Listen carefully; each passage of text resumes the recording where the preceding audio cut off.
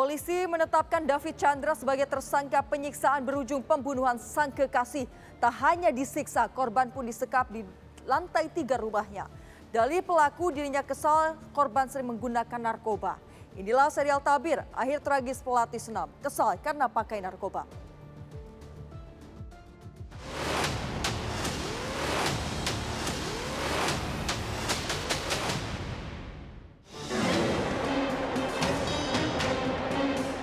Dia dijumpai polisi pukul 1.30 dini hari.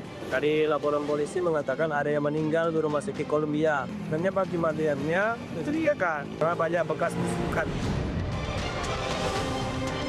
Kedua belah pihak, baik korban maupun pelaku ini mengkonsumsi narkoba dan mengkonsumsi minuman beralkohol. Kadang nggak saya pakai dia menggila, macam-macam nggak tahu kan Pak orang pemakai sabu itu Pak gitu Pak. Kadang dia panik, kadang dia menggila mencuri, nggak bagus Pak di rumah saya Pak Rom. Ya kalau begitu kan saya sengkel juga Pak.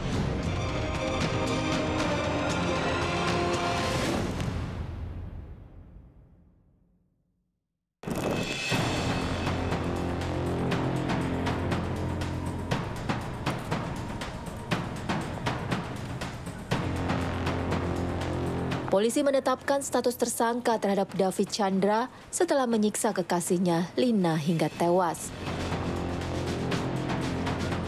Tidak hanya disiksa, korban juga disekap oleh pelaku di lantai 3 rumahnya di Jalan Pukat 2, Kota Medan, Sumatera Utara. Pelaku ini disekap di lantai 3, tidak boleh kemana-mana setelah mulai bulan 4 sampai dengan kejadian bulan 8 kemarin. Sehingga memang rentang waktu lama dan korban pun luka tidak hanya pada saat kita ketemukan pada saat kejadian, tetapi luka lama dari hasil visum pun masih ada.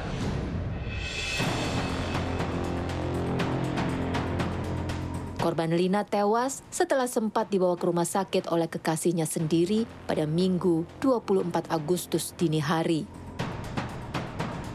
Dari hasil pemeriksaan diketahui pelaku merupakan residivis kasus penganiayaan dengan korban yang berbeda pada tahun 2023.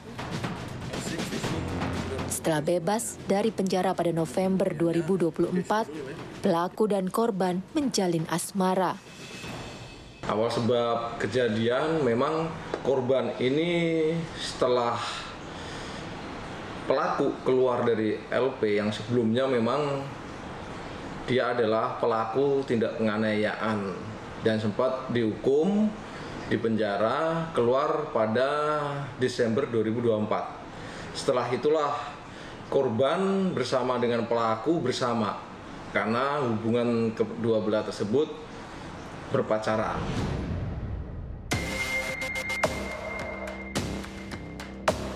Selama berpacaran, korban tinggal bersama pelaku di rumahnya. Korban sering mendapatkan perlakuan kasar dari sang kekasih. Korban juga sempat tinggal di rumah orang tua pelaku selama sekitar 1 tahun.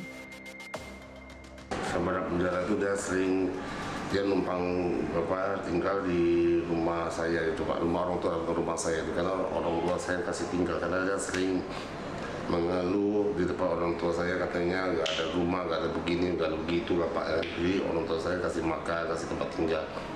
Ya selama saya di penjara saya nggak tahu ya, dia sering keluar malam juga Pak.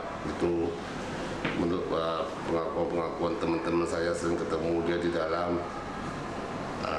Dan di tetangga-tetangga saya dia sering keluar pulang pergi malam, pulang pagi, tahu keadaan teler itu. Saat kejadian, David Chandra mengaku sedang berada di rumahnya bersama korban. Sebelum tewas, mereka sempat mengkonsumsi narkoba jenis sabu di lantai 3 rumahnya. Ya karena dia udah kalau dia pakai terus kamu udah berapa hari, dua hari itu dia pakai terus ke tidur dia Pak. Ya aku pun temenin dia juga kan Pak, ya di dalam nengok-nengokin dia Pak. Kadang dia saya tahan-tahan, dia mengamuk sendiri macam panok.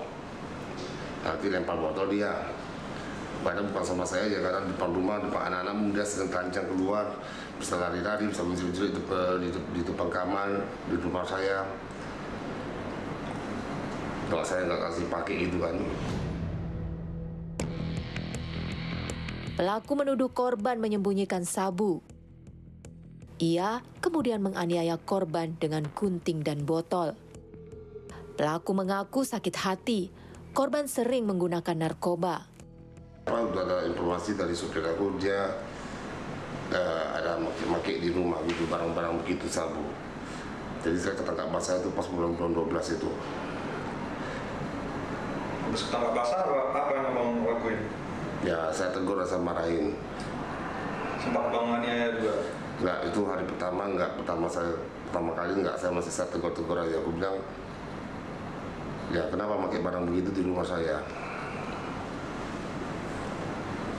Terus apa jawaban dari itu? Katanya enggak, kali ini aja, kali ini ya. Pelaku mengaku telah meminta maaf kepada keluarga korban. Ia menyesal menghilangkan nyawa kekasihnya. Loh, sudah saya minta kemarin, tapi keluarga korban dia nggak sempat terima gitu kan Pak. Tapi penyesalan tiada guna. Ia kini mendekam di tahanan Mapolresta Medan karena menyiksa kekasihnya.